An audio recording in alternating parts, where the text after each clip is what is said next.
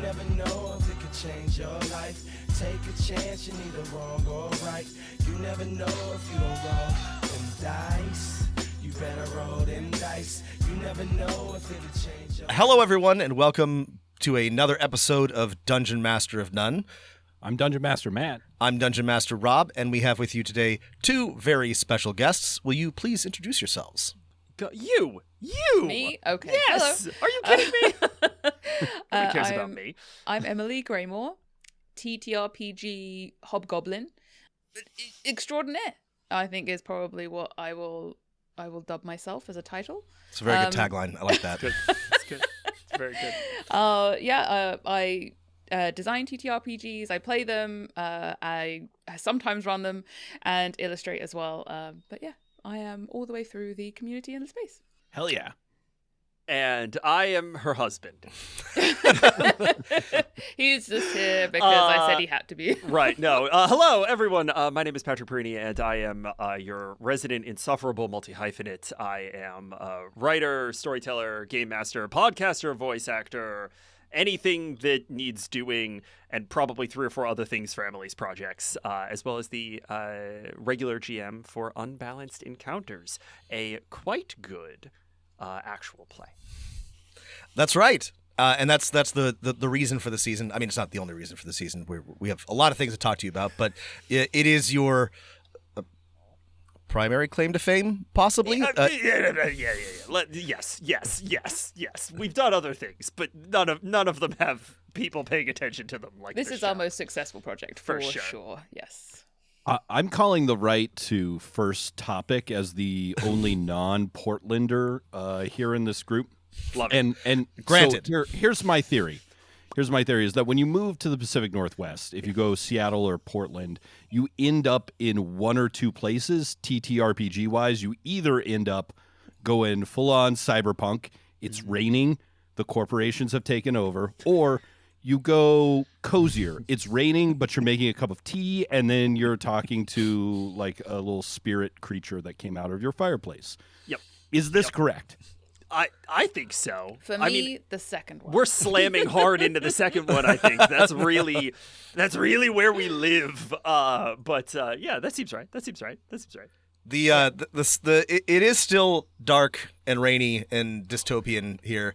Yes. And it all feels very like the cyberpunk stuff feels very close to home these days, so you kind of want to pivot away from it. I'm here for fantasy, damn it. Yeah, I honestly feel like the rise in cozy fantasy is because the world has become so shit. People look for escapism in the opposite of what we find ourselves in, and it just shows that people are so desperate for safe spaces right now, and they're finding it everywhere they can.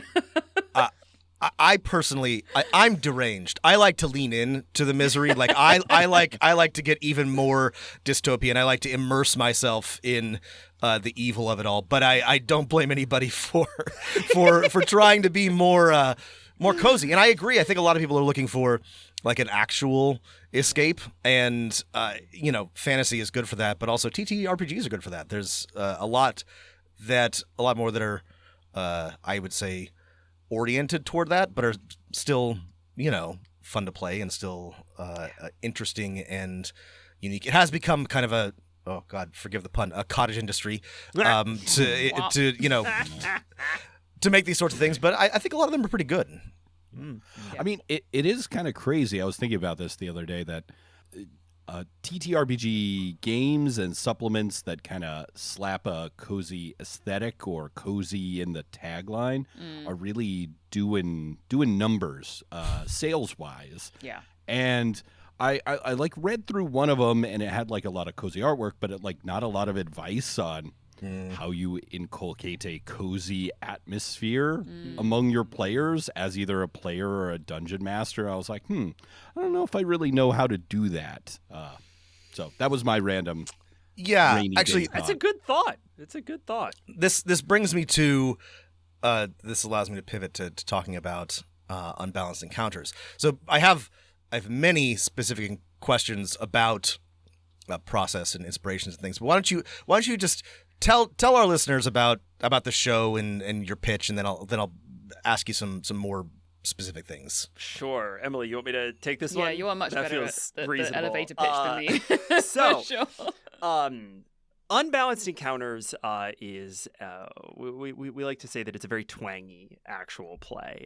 We live in the space of sort of rural fantasy, and what we have a tendency to do, we play these, we play D&D, other games, as I'm sure we're going to be talking about here shortly, and we edit the absolute hell out of them, set them to a tremendous original score, and make you feel like you are in the middle of what is a sort of almost entirely improvised audio drama.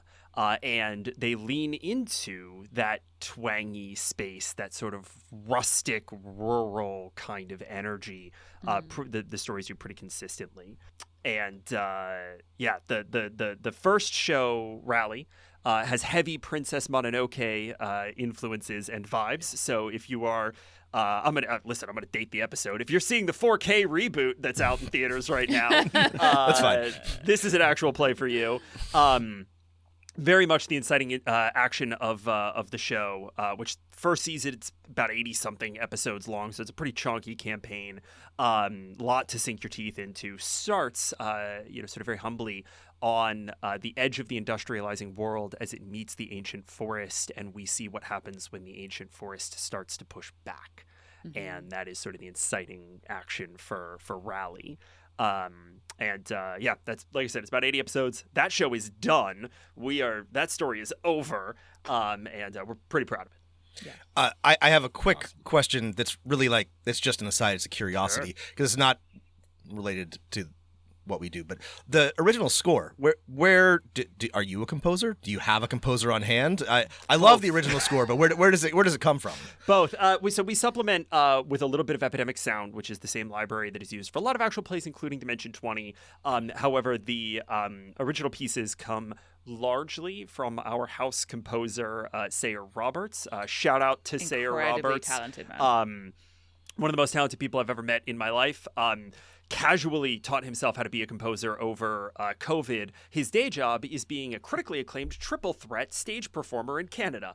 And so this is his side gig. And we bonded over kind of a mutual interest in musical composition. I do a little bit for the show. I supplement a little bit. But he's really the force that elevates it to something magical. Yeah. Very cool. It was great. He did a really cool, there was the original theme, and then for every sort of chapter, they would have the original theme sort of threaded through, but it would have the energy and atmosphere of whatever that chapter was encapsulating at the time. So it'd be a different vibe and a different sort of energy for each chapter, and it was absolutely fantastic. It really did bring them all to life in a way I wasn't expecting. So if you're listening, Saya, love you. It is very good. We are obviously going to recommend that you listen, listeners. But one of the things that struck me immediately as distinguishing it from other actual plays is a really nice original score and lots of atmospheric music, which I enjoyed. Your tagline is, what is it? Something like, "What if there was another D&D podcast?" Which I think is funny. It's a good joke. Unbalanced Encounters asks the question, what if there was another D&D podcast? But it is distinct. There are things that make it distinct. Patrick has a different tagline at the beginning of every episode. Oh, I meant to ask. Sure, I haven't listened to every single one. Every episode. But I was like, do you keep it up? Do you keep it up for every... That's good. I like that. We are about... So we're in the process of recording the first arc of our season 2. So we are somewhere around our 95th episode. And I think... there are 3 that, for stylistic reasons, don't get the intro tag. The other 92 do. Yep. Yeah, it's impressive. And we don't know what they're going to be as we record, and he hits them just live, and our I don't know what they're going to genuinely be like, record. It's great. It's great. We love it. Okay, so this brings me to sort of, one of what I think is sort of like a key question about it. And it is... as you've mentioned, it is a podcast that is inspired at least somewhat by the works of Studio Ghibli by Princess Mononoke. That is clear from the first moment the giant boars show up, but also from the general vibes. I am interested in hearing your thoughts about that. Why that was your starting point. We're lovers of Studio Ghibli, and that's a great thing. But it is, not to jump ahead, but it is kind of in vogue at the moment in some good and bad ways. So I guess you were a little bit ahead of the curve there. But why Studio Ghibli for the origins for this? That is, what a good question. I think the answer is we didn't think about it too hard, which is maybe not the most sort of substantial answer. But when we started this project, we really did not have a lot of expectation of it being such a long-lived thing, of it being such a sort of, listen, we're a little popular, but we didn't have any exptation of being at all popular. No, when right? we first started this, what was it, 3-4 years ago? Mm-hmm. We had no expectations. We just wanted to make some really good memories with some good people, and we're blown away by how interested other people have been in those things too. So, and Studio Ghibli is I think just a big artistic influence on the both of us. Emily, sort of does illustrative work, very sort of folksy style, and I'm obviously very big fan of a lot of the writing that has gone into those films, and certainly we both really enjoy the cinematography. I think it's now, with the benefit of 2-3 years of kind of looking back and being like, hey, what did that mean? And hey, like, I'm a white guy saying this is a Studio Ghibli influence thing. We know that that's like a conversation at the moment, right? Where it's like there's so many companies that are sort of cosifying, to bring it back around to Matt's earlier thing, they're sort of cosifying their aesthetics, and then saying it's Studio Ghibli inspired, and to what extent is that sort of appropriation? I think it's a really great conversation. I think it's one that there's a lot of nuance to. But when we look at how Studio Ghibli influenced our show, it really wasn't the sort of iconic, sort of bacon in the pan scene from Howl's Moving Castle that everybody adheres to, where they're like, oh, Studio Ghibli is like cozy fantasy, and that's definitely wasn't a Kiki's inspired. It's not this sort of aesthetic surface. The influence, I think, for us runs to a little moment that I to this day I am still not 100% sure if I'm correctly attributing it to Hayao Miyazaki, but I think I am, where he says, in order to tell good stories, you have to understand pain. And that, I think, is the parts of Princess Mononoke, the parts of his films that really demonstrate what it means to go through pain and yet persist, to find reasons to live, to find reasons to seek peace, are the things that we feel very strongly matter and that are present in our storytelling. And when we look at like, oh, this is like, sort of Mononoke adjacent in like, there are giant boar and the animals are kind of crazy, right? It does run much deeper than that. It is an exploration of the far more literary and existential themes that are present in those films that I think a lot of people tend to miss when they say something is inspired by Studio Ghibli, and they kind of want to stay at that surface aesthetic. Yeah, I was going to say, it does feel very surface level when I see a lot more, especially now it's become more, like I said, on Vogue. To say Studio Ghibli, it just seems very like the aesthetic, or the way the colors, or the way that they've animated it or drawn it or illustrated it. And that wasn't us. It was, I remember when we were doing like a mood board of sorts for Rally, and it was I wanted Shadow of the Colossus as a really big part of this. And I don't know how much you've listened to it, but that will come into play very, very quickly. I wanted things that we had to deal with that were so much larger and bigger than anything you'd really deal with in D&D or normally. And like, how do you reckon with something that you can't really hurt or damage? How do you stop nature and how do you stop a mountain from moving if it wants to, and that sort of thing? And actually, I think that's a really interesting point, because I saw somebody, I think they might have been from it was one of the cast of 5GMs in a trench coat, I think, saying something to the effect of D&D is kind of antithetical to Studio Ghibli because the core of the game is a violence loop, right? Yeah, That's the way that you sort of grow and scale, and that's the power system at play. And I think that if you're thinking about doing a D&D game that is very Studio Ghibli inspired, you have to anchor yourself around non-violent means of progression. And throughout Rally, minor spoilers, I guess, the way that they deal with the mountain, the way that they deal with nature, the way that they deal with the corruption of nature is entirely non-violent, I think, all the way through to the end. There's a pivotal moment that invokes violence at the end where nothing else is sort of measured to the task. Yeah.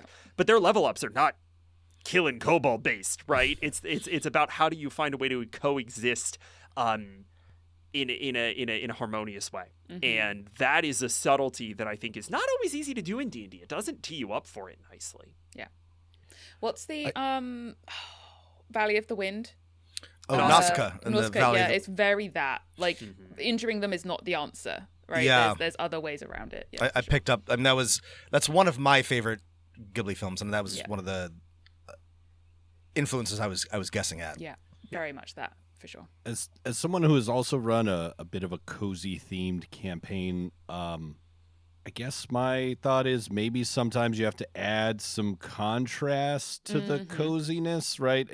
Obviously, no Studio Ghibli film is just little people slicing vegetables and frying bacon, right? It's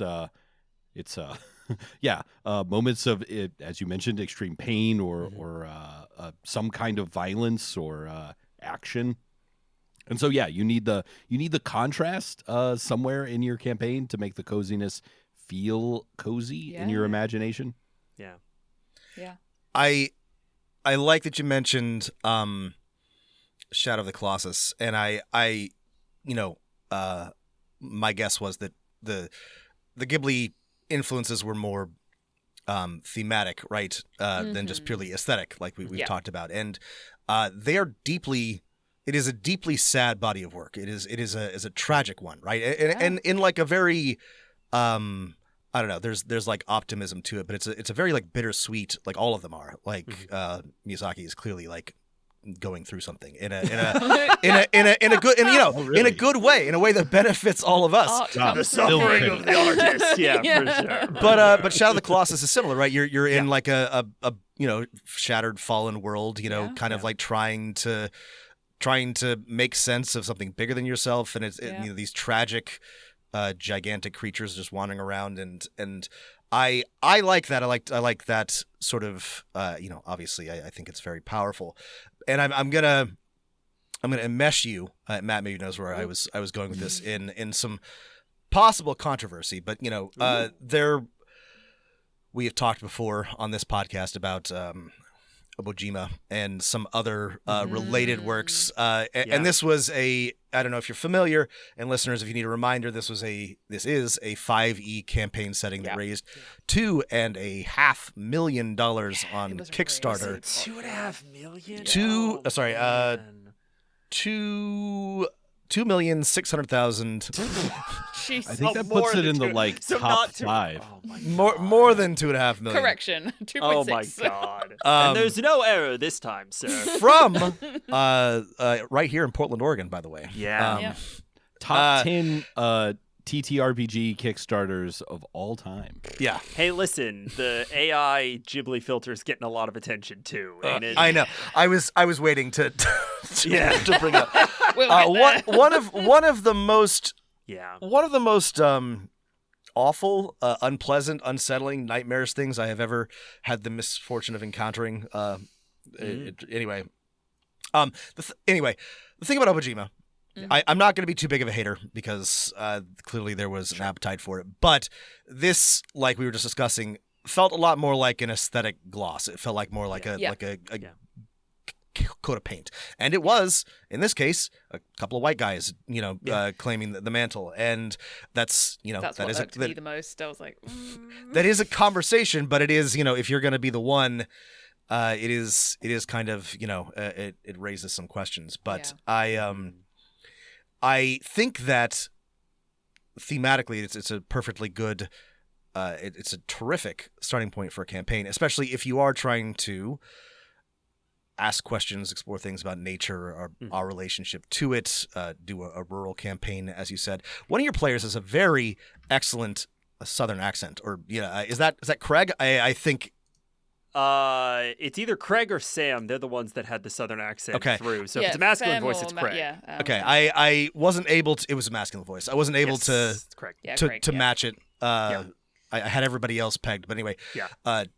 Listeners, highly recommended. I'm a connoisseur, and a lot of people do them wrong. Anyway, Where was he raised again? I can't So remember. Craig's from back east. He went to school in, I believe it was North Carolina. it was a very country lawyer voice. So Yes. Yep. Yeah, 100%. I would not attempt it. that would track. Yeah. Millstone. Right. So we don't have the millstone. Continue. What happens Sure, next? but I mean, we just. What if we just don't have millstone? Right. And then what happens next after not having the millstone?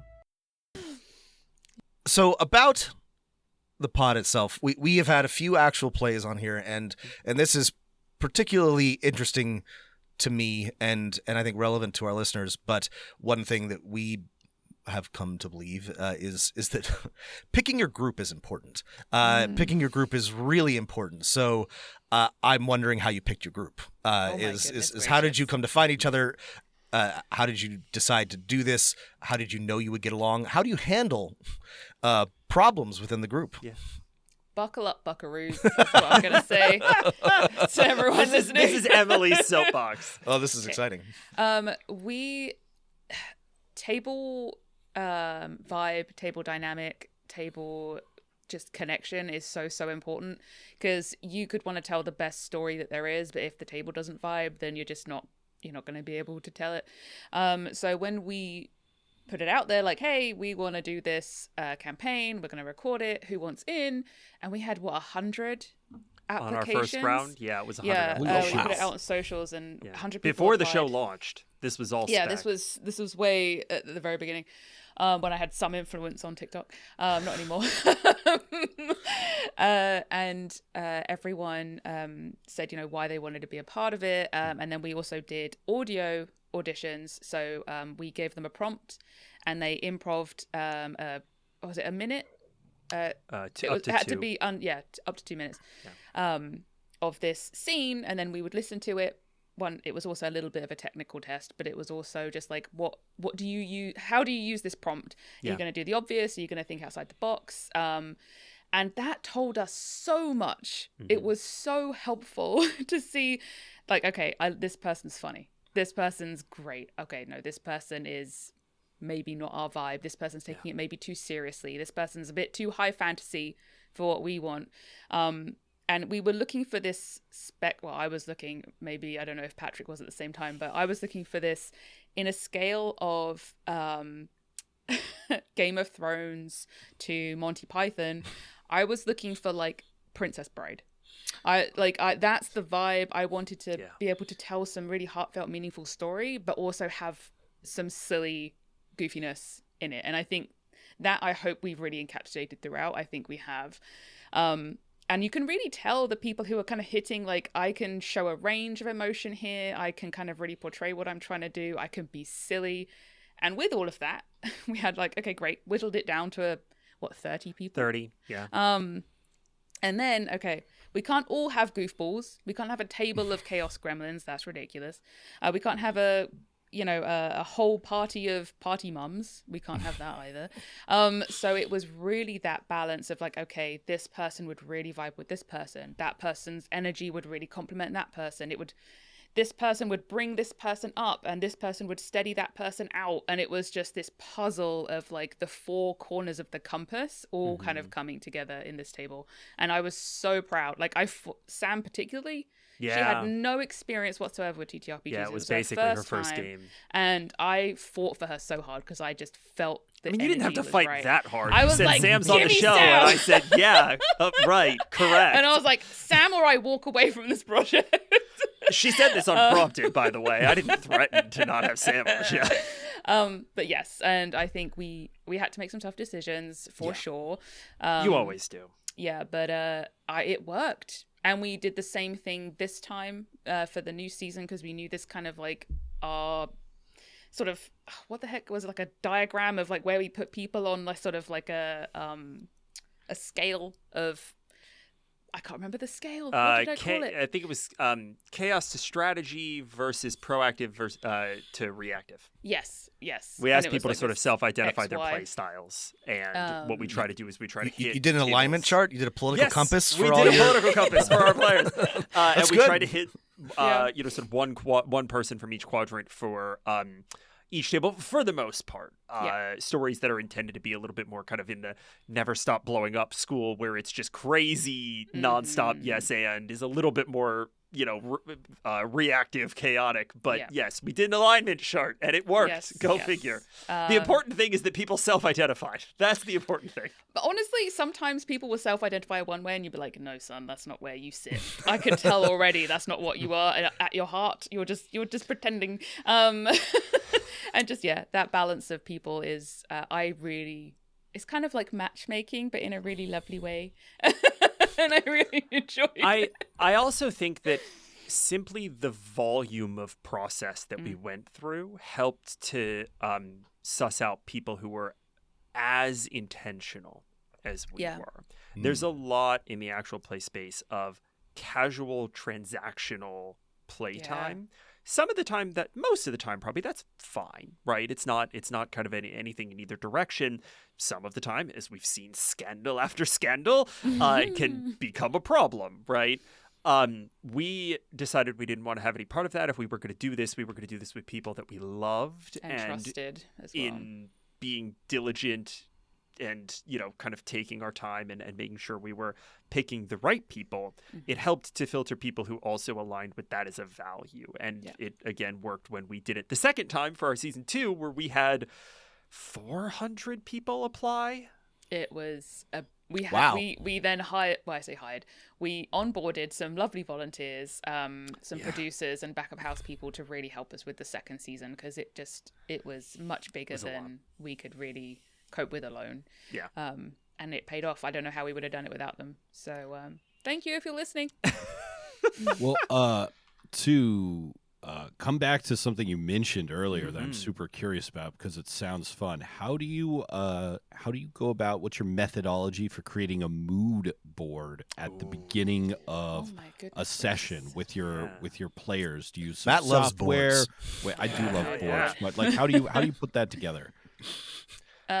Listen, Because that sounds way more fun than like a session 0 discussion where people just kind of go around and go, I want swords. Yeah, we definitely did the mood boards before the session 0 because, oh my God, would that session 0 have not been useful if we didn't know what the hell we so were it's talking something about. you did before as the dungeon master. We also have players do it for their characters, and that helps to sort of inform. So I can talk a little bit about this, Emily, because I know you want to pitch Pinterest, and I'm here for that. No. I was going to say we, as a production team, we Yeah. had a big conversation beforehand about the second season and about like what stories do we want to tell? What do we want them to feel High-level like? pitches What are and the stuff, yeah. aesthetics? And we kind of like managed to jumble around maybe like 4 kind of key aesthetics or themes that we wanted to play with, and then we kind of like went away and really. Sort of, especially Yeah, we Patrick, distilled went sort of away the, and sort of the like pitch really narrowed down. into an idea that then sort of becomes the mood board. And the way that process is pretty consistently worked is, I'll go away. Our entire organization lives on Notion. This is the only thing that is held over from my days working in technology. I live in Notion. Notion is an absolutely incredible product. They're not paying me to say this, but they should be. If they want to, you know where we are. What I'll do is I'll go away, potentially for Rally, it was for about probably 3 or 4 months while we were doing the casting process. I would simply grab any image, any screenshot from a film, any song that kind of drug me in a direction, Music's that I really felt important to you for mood boarding. Yeah, for sure. music is really, really big for me. I'm a visual galley. Screenshots from video games. I know that Shadow of the Colossus was already mentioned. The Legend of Zelda's sort of more recent incarnations, especially Breath of the Wild, showed up really heavily on that. And in the end, it was, couple hundred, images and YouTube videos long that I handed to all the players, and I said, this is the game I want to run. What kind of character do you want to play in it? And I didn't really, I think the only bit of world building that I gave them was, you all exist in a logging town. That logging town harvests trees that are processed into a raw material that eventually becomes something critical for a distant empire. So I want you to think like the sort of disenfranchisement of subsistence coffee farmers or coca farmers or coal miners that are barely, they're getting this raw material out that eventually becomes something imperial once it's processed and shipped very far away from you, right? That's all I gave them, was that in the mood board. And I said, what kind of characters do you want to play? And they largely came back with, again, little, maybe a little one-line pitch, and then prompted mood boards. What do they look like? What do they feel like? Give me music if that's applicable to you. I don't think Emily had any music. It was all visual because, again, different people have different, sort of levels of things. And the densities varied. I think Cinder gave me 3 pictures, 2 of which were from a Dark Souls game. And those things, became, okay, I need to fold that into the narrative. So now I know a little bit about the world. I know the inciting action. I know what kinds of characters they want to play. How do I write a story that will make those characters critically important to the action as it sort of happens at the beginning? And so, right away, we have Craig and Sam playing the town's de facto leader and the daughter of the town's founder who has disappeared. We have Emily and Cinder playing a warden and a ceramic automaton. I told you it was Dark Souls. And a ceramic automaton sent by the Empire to protect their interests. And the story grows from that, and we start to tell the story based on this core kernel that we've come together to create that we all really viscerally feel, because we have all of those aesthetic influences. We have all of those things that help us set up the tone and the timbre and like the pacing of the thing. So it's been a really, really valuable tool. We just did it recently for season 2. Yeah, exactly the same process, and I think it worked incredibly well. I'm super interested in this pre-session 0 mood board idea. Do you have any recommendations for it if I don't want to learn a new software?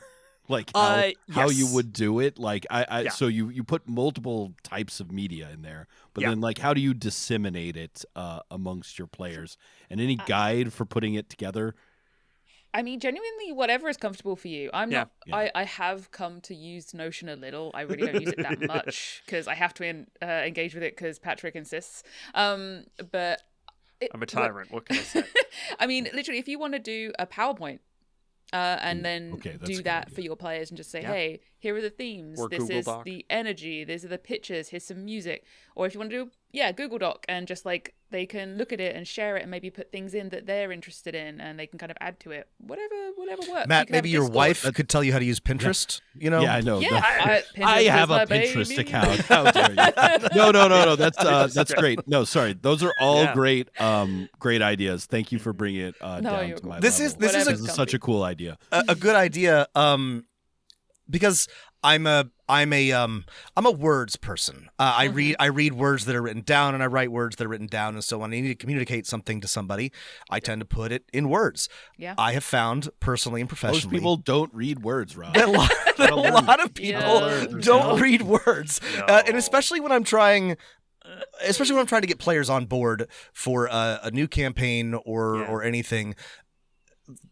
Bless their hearts, they try, but they don't often. and I have gotten very good at like writing, very little in bullet points, but even that they don't read. So I have started to use a lot more visuals, and I really like the idea of a mood board that's like short clips and pictures and even like snippets from songs. I think again, people learn and think differently, and I think that's a great way to accommodate them. I think it's a really good idea, and I think, yeah, it also, like, a lot of the advice that we give is for people who write words, but there are lots of different ways to organize your thoughts and to, present an idea and aesthetic, and I think this is a good one. And I think the thing to keep in mind, if there is sort of a high level piece of advice to why we use mood boards and what they're good for, and touching on echoing what you've both just said, in order to get somebody to feel like they understand something, especially something they're going to have to co-author with you, you have to get them feeling. And words can be good at that, but is a lot faster to skip it and go straight to the visual or what have you. Got to be really good at words. Yeah, you have to be a good writer. You don't actually have to be good at to find the right, like, pictures or pieces of art. Somebody else can do that. Yeah, right. And you don't have to be a good cinematographer to know to feel like that's a cool shot. And I think that you just have to have good taste, or even a little bit of good taste. 100%. And that's something that I've heard echoed over and over as sort of being the kind of the defining characteristic of someone who is an artist, is someone who has good taste and can reflect that taste back at other people. And I think that while that's certainly a lens into that, and there are many definitions of what a good artist is, and I'm not going to gatekeep them, I think it's a useful one, because I think that cultivating a sense of good taste is really important for making anything that makes other people feel things. I am comfortable gatekeeping and saying that if you want to be a good artist, you are somebody, you ought to be somebody who appreciates lots of different types of art and is capable of explaining or at least demonstrating why and reflecting that back to people. I'm happy to fall on that sword. That's fair. I would also say as well, for mood boards, as when the few times I have DM'd, I found it useful to go back at those pictures and then go, oh, that's the vibe for this town or this place or these people that I was reaching for, and I just have that as a visual reminder of the vibes I was going for, the aesthetics. So when I'm running those sessions, I have it right there and it's easy to remember. Or Quick just reference. kind of pop up if players need another visual reminder of what something looks like or that kind of thing. Okay, so enough feelings. What about Rob? Can we talk about numbers? I was gonna say. I think it's time we talked about numbers. Okay, you already gave away the game system away, which is that maybe the 5th edition of the world's most popular role playing game is not the best mechanics to try and create the vibes and the moods you're going for. How'd you deal with that? Because I feel like your advice on this is something a lot of people either midway through a campaign or just at the beginning, for whatever reason, we're sticking to this system, want to hear. So how do you create the vibes of Unbalanced Encounters of Rally in 5th edition? I think that we did a handful of things sort of very specifically. The biggest and the most visible, and anyone who's familiar with the show will, immediately stamp their bingo cards, is that we use flashbacks like a motherfucker. Oh, literally. I think Patrick's catchphrase was, "And we flashback." and it started. Like, oh no, here we go. It started in the show. Craig's, minor spoilers for episode 1 or 2. Craig's character, mechanically a paladin, doesn't believe in magic. Magic is not a thing that the world really believes in at the time of this story. And he, in a conflict, uses lay on hands, and very sort of mechanical thing that fits the action movie aesthetic that D&D sort of usually entails. And as a GM, I'm looking for two things. I'm looking for highlighting emotional moments, and I'm looking for dripping backstory or world lore in a way that makes them feel it, right? And the way that moment happened is that as he's using lay on hands, he feels the sort of magic suffused and kind of through into this healing process. I drop him into a flashback, and it has been 3 years, so I may get this wrong, but I think that I drop him into a flashback of I can't remember if it was like the first time that he divine smited or it was the first time that he used lay on hands back when he was like a younger man, a training sort of warden of the state, right? We get that moment, and I hearken back to it in a way that recalls the backstory that he's given me, anchors him emotionally in that space, and ties the use of magic in a through line from that moment to this. And what that does is it takes the camera, and as a GM, you're the camera person, right? That's your job singularly. It takes the camera up and away from the immediate action that the mechanics describe and puts it on the feeling, puts it on the person. And for Unbalanced Encounters, when we say we talk about when we say we tell heartfelt stories, that's what we mean. We don't just mean soft, though they often are. We don't just mean cozy, though they often are. We mean they make you feel something. They tug on those heartstrings. And that moment was sort of how we created that. And we just do flashbacks again and again and again, until it's literally a meme in the show. Sprinkle them where it makes sense. 100%. Otherwise, it's not the whole just game. a bit much. It's not the whole game. But over preface. 80-something episodes, maybe there's 50 of them, 40 to 50 of them. They don't have to be long. I think that moment was 45 seconds, and it was a few beats of narration, but it completely changed the pace and the flow and the emotional attachment to the character in a way that cultivated that moment.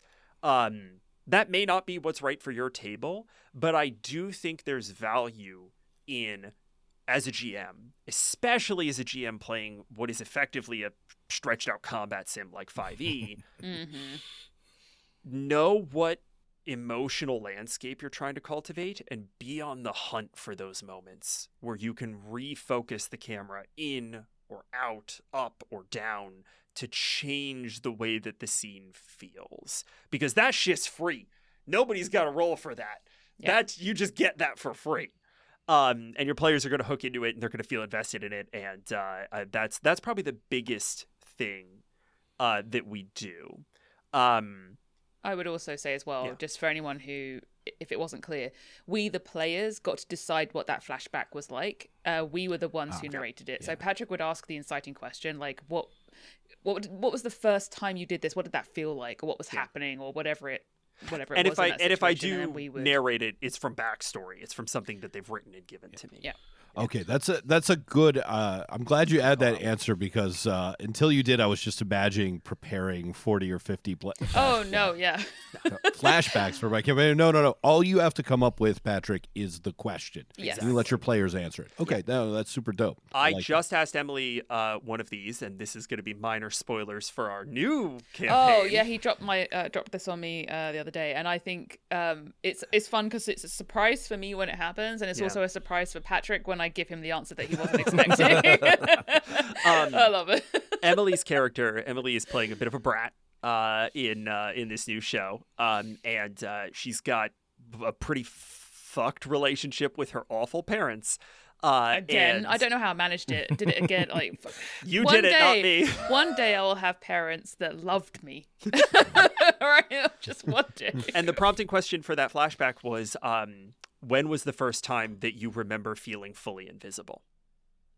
And goddamn, she stuck the landing on that. But when you give your players the ability to sort of write their own stories in that way, they're going to feel like they have complete agency, and it changes the pace, and it cultivates the focus on feeling as opposed to doing. Yeah. Love it. This is really interesting because, well, it's interesting for lots of reasons. Thank you for clarifying. I initially was thinking of something like Blaze in the Dark's flashback system, which is more about it's a great system. It's more of like an Ocean's 11 type, something I did earlier today, and not a this is a thing that happened to me in my youth or my childhood. But I'm a big proponent of stapling that onto every system anyway. And I really like the idea of making this. Making a flashback sort of like a fundamental part of the game, because I do think that what you described, slowing it down, and also it gives it's sort of like a targeted role-playing character development opportunity. I think that's a really good idea. I just you're right. You probably wouldn't want to overdo it. Yeah. But I think that's clever. I think that's a cool thing. Clearly, I noticed the one in the first episode or second episode, whichever one it was, but I didn't realize it was a theme. But it's a good idea. Yeah. Yeah. It was not done with intention. It was a quirk of my home GMing style that no one had ever really called me out on. And then by like episode 8, Cinder's like, "You do this a lot," and I'm like, "I guess I'm gonna continue doing this because it seems to be working." This is It's how also half of really- the innovations in game system design emerge. Yeah. some Somebody's players, some home DM game, just yeah. starts doing something weird. And actually, it works really well. Yeah. Yeah, I was gonna say it's a really good way of being able to. So the character I played in Rally was quite a closed off character for a lot of it until there's things Oh, that happen yeah, later this that was- open me up. So by having the flashbacks, it allowed the players and the listeners to understand why I was the way I was without the character necessarily having to break character to tell people around the campfire why I am the way I am. It was so people was like, oh Yeah. she's traumatized. That's what she is. And it just helps explain, and then you can kind of see the growth as it happens throughout the thing, and it kind of everything just slots into place. And yeah, I appreciated Patrick giving us the space to do that, because I was really struggling to figure out how this character could be more open with the audience without it being a bit silly. So yeah, I it mean, was- we it was also great. did give you a full personification of your inner child that Yeah. was strictly That'll come silly later. to solve that problem. But that's it, like That'll come episode 8. later. That's So You'll get to that. I guess the second half of the numbers question is, what do you wish? Do you wish you were playing a different system, or do you wish D&D was different? Or I know you both are game designers as well, so system talk. System. That's right. yeah, I think from a GM perspective, kind of strictly from my perspective, game systems are really good at telling the kinds of stories that they're really good at telling. And I think that 5e and its sort of clones and similars, we're playing Tales of the Valiant, Kobold Press's Tales of the Valiant in the new campaign. Oh, nice. Are really good at telling high magic, sort of Sword and almost board superhero stories. Yeah. power fantasies. That's sort of really where they sit very, very nicely. And I think that we reached for them with Rally, in part because they were obvious, but also in part because we knew that over the whole length of the show, we did want to tell that kind of story. And similarly with the Tales of the Valiant game, of the whole length of that arc, we did want to tell that kind of story. We also know that we want to tell other kinds of stories, Yeah. and so we are going to be reaching for things that fit more in the Blades in the Dark family or the Kids On family. Yeah. We got to do a little bit of this in our bonus arcs, which are currently coming out to the public for the Rally ecosystem. Little 3-episode mini campaigns that were set in the same world, sometimes intersected with the sort of main story, but used a variety of different game systems. Craig actually ran the last one that we recorded called Kids on Bikes. Kids on Boars, using the Kids on Bikes system, where the players, after our Rally PCs eventually leave Rally to go deal with the bigger evils of the world, the kids are left behind. Right. And we put the camera back on them for 3 episodes, and they had a little protect the town adventure. And it was, Kids on Bikes was a perfect game system Yeah. for that. And so, I don't think we're super precious about like what kinds of games. I'll let Emily speak for herself, but I don't feel particular allegiance to game systems outside of I want to tell this kind of story. And the game system is great at that. I'm going to figure it out, right? I'm going to pick it up and see what it's got to offer. Yeah, I agree. I think why stick to one system and force it to fit into a thing that you want to do when there are systems that are going to be so much more elegant and interesting to tell that story. One of the issues I have, I think, with Dimension 20, I'm like, why do you keep on going back to D&D to tell the story? We've had at least one full episode and maybe like a half where we asked that question as well. It drives me nuts. it is a point of frustration. No, we are in agreement on this. There are systems that do what you want. You don't have to keep using the same one. You don't one. have to keep hacking this one to death. Just leave it alone. And also, like, from just a accessibility standpoint for me, I do not get along with D&D very well. I find it really hard to remember things. It's a bit too crunchy for me. Combat, I'm very bad at combat. God bless Patrick and his editing, because I spend I'm just like, okay, well, I can't do that. Can this do this? Am I able to do that? Can I move? And everything was theater of the mind as well. We didn't use any kind of Roll20 or anything like that for maps.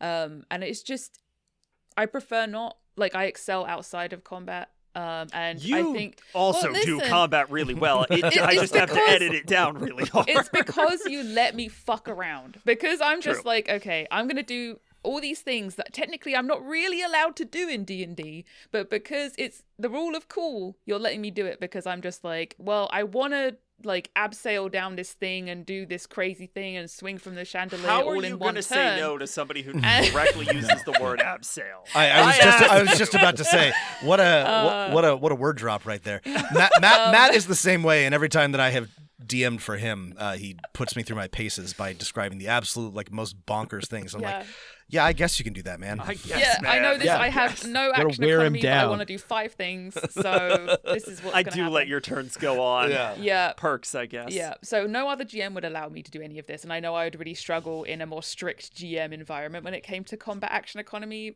So it's like I hate that you can only do like one thing. If you have a bonus action, you can do that too. And then most of the time I don't. So I get really annoyed. Let me describe something badass. Leave me alone. Yes. So I get off the bus with D&D combat for sure. Yeah. We have not spent much time with it. Well, Matt, have you? I have not yet read Tales of the Valiant. Beta of Tales of the Valiant, if that's what you're going for. Yeah. Is it better? Does it let you do what you want to do more, or is it just kind of the same but different? I would say it can be better, but still not everything that you want. I'm just, for me, as a less of a crunchy expert TTRPG person, it's very, very akin to D&D 5e. So if you were thinking of just moving away from WotC into something that feels really familiar, smooth transition, TOV is great. And it's one of the reasons why we picked it for this one, because our listeners, it would make a lot of sense moving over to it because it's kind of the same. But the one thing I do really like about it is the luck system that they've put in, which it replaced the inspiration system. Patrick, do you want to say more about that? Because I love it. Yeah, absolutely. I think the luck system, there's a lot of little quality of life things that I think they improved in Tales of the Valiant, but a lot of it sits in the spaces that if you're a bit of a gearhead, you're going to notice. They tuned the monk a little bit. They sort of reworked the way that the Battle Master Fighter becomes the Weapon Master Fighter, and it's just a little bit of a different approach to the meat of the thing.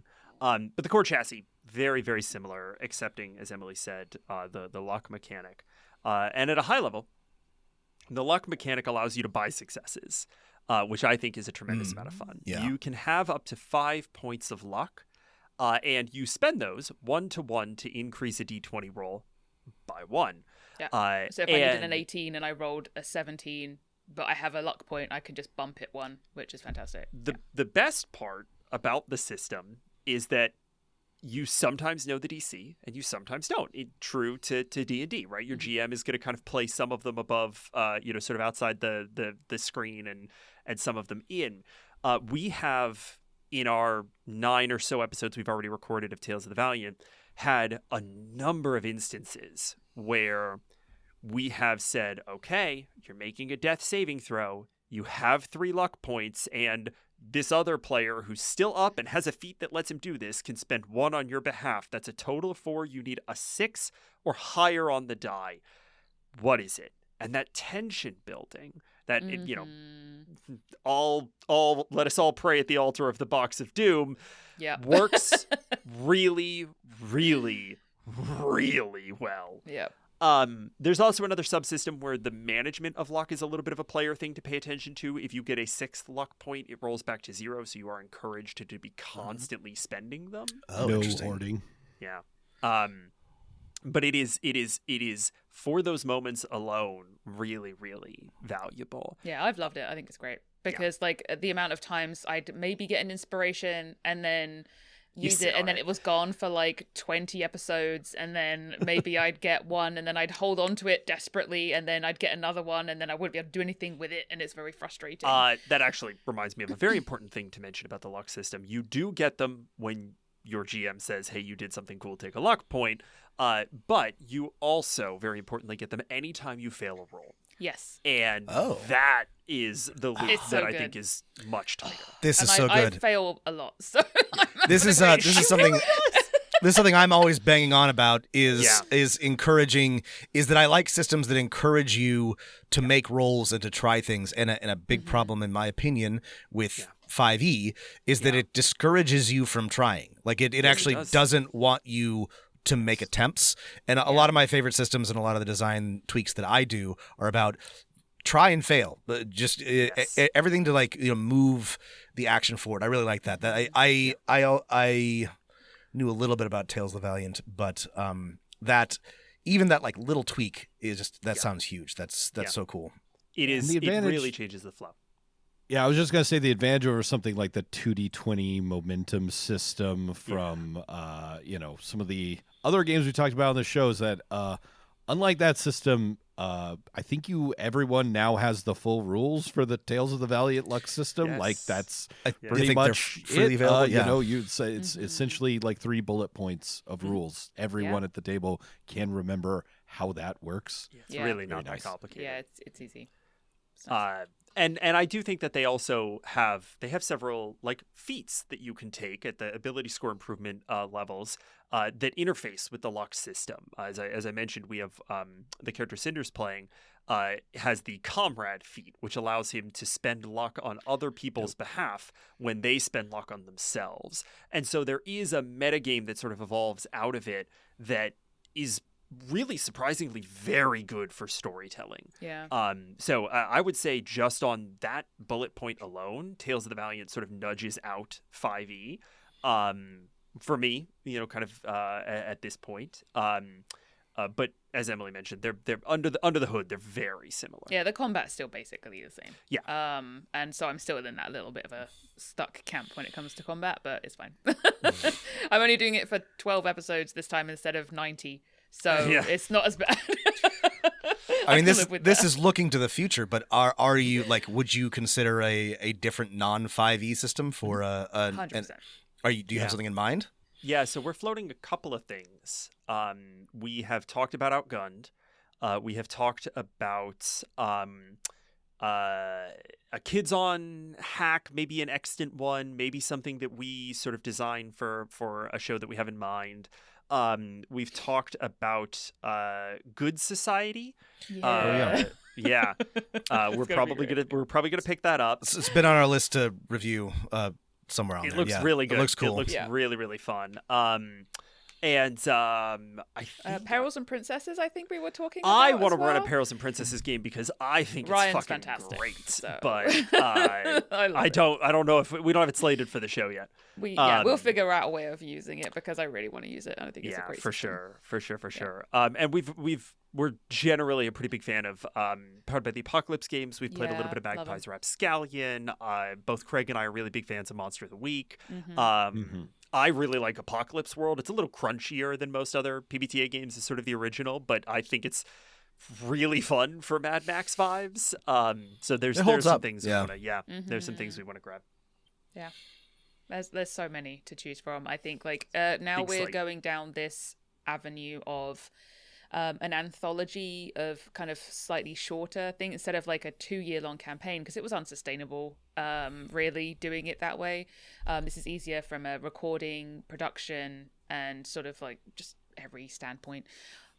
We have now the opportunity to really dance and try out all these different games and tell different stories and then potentially come back to them for like a part 2 if we wanted to, if they were really successful.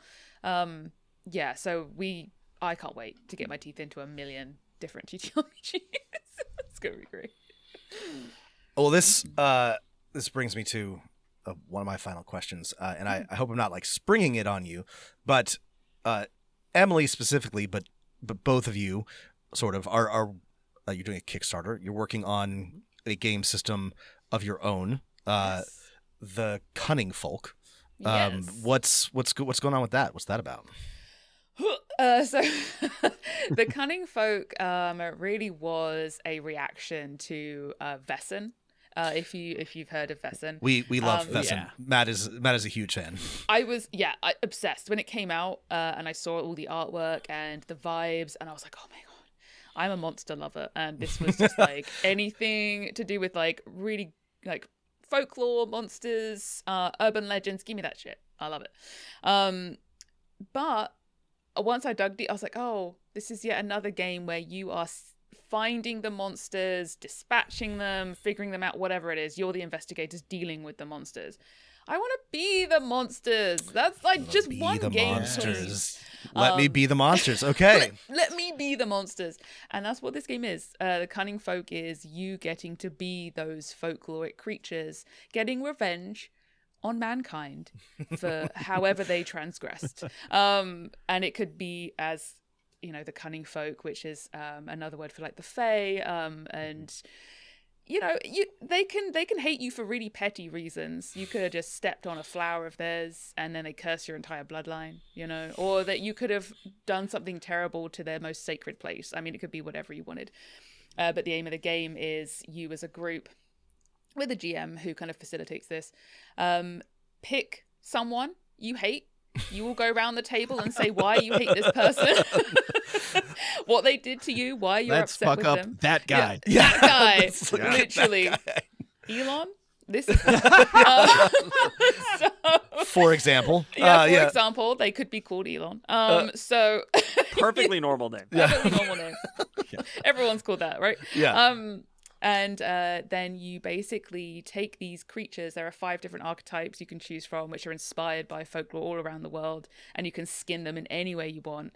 And you go investigate this person, find out what makes them tick, and then you use all of those things to your advantage to get the most satisfied revenge you can in the most devious or hilarious ways you can think of. And it's great. I love everything I've seen played of it. It's the most hilarious time.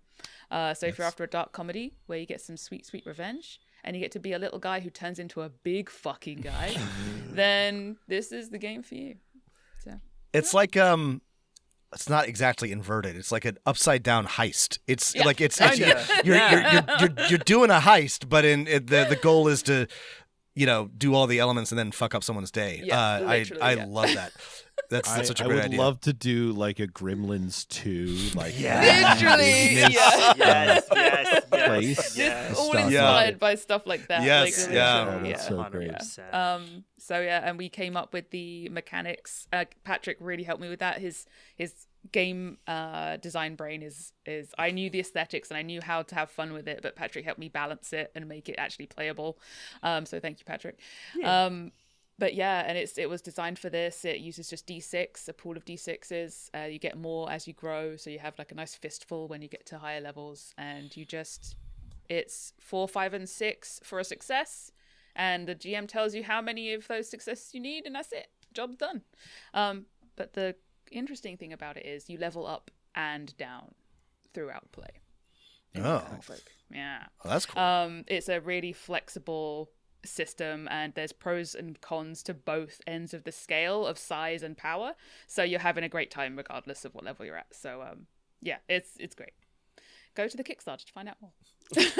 Link in the show notes, everybody. Link in the show notes. Yeah, Cool. That sounds really exciting. thank you. But yeah, it's I was really excited. It came out. It's fully funded in a couple of hours. In like 3 hours. And that was really, really exciting and wild. And it's got another 20 odd days left. I don't know when anyone's hearing this, but it'll end at the end of March. No, we're in April. It'll end at the end of April. My brain. You'll probably have around 3 weeks when this episode airs in a couple of days. Yeah, great. Please go there. And I'm guessing in terms of just so people know what they're getting into, because I personally have, do I have time for a 50-page RPG, a 100-page, a 300-page, and I'm at different levels. What length of size of source book are we looking at? It is depending on funding, of course. It is a probably. grand 32 pages. It's already written. yeah. It's already done. Let's go. Yes. There's also several of those that are either fully illustrative Yeah, or okay. mostly illustrative. Perfect. It's not the most hectic. Are we getting the book? We're getting the book. Oh, nice. Oh, Look at that. Yeah. That's That's perfect. I However have to many tell you, spoons you have for rules, you can read 32 pages. I have to tell you how impressive it is that sorry, we've done now we've done 2 episodes on failed TTRPG Kickstarters. So it is a testament to you that you are holding a book before the campaign is even done. Good for you. Exists. It looks really nice. That's an example. You can't see, listeners. Beautiful.